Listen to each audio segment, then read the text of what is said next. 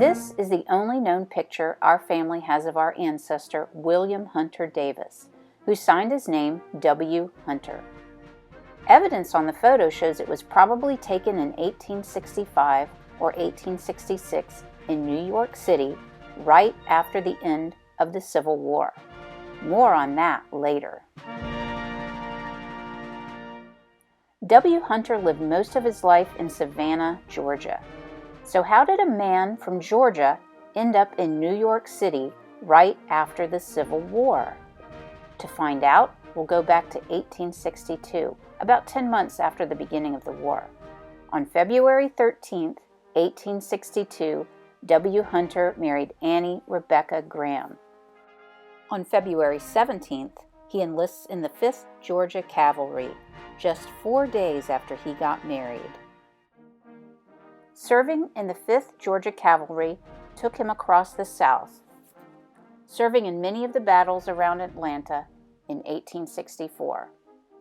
W. Hunter was probably involved with General Joseph Wheeler's Confederate cavalry units skirmishing against the Union offensive known as Sherman's March to the Sea. On December 20th, 1864, W. Hunter was reported missing somewhere near Savannah. On December 22nd, General Sherman telegrammed President Lincoln that Savannah surrendered to Union forces. As it turns out, W. Hunter Davis was captured. After being held briefly at a prison in Washington, D.C., he was sent to the Fort Delaware prisoner of war camp on Pea Patch Island off the coast of Delaware. Conditions at Fort Delaware were very crowded. Despite the poor conditions, a handwritten newsletter created by a prisoner shows a rather active social and economic life, with prisoners joining together for social activities like poetry readings, music, and debate, and selling goods and services. The newsletter was published in April 1865, just before the war came to an end. Lieutenant William Hunter Davis was released in June 1865 after signing an oath of allegiance.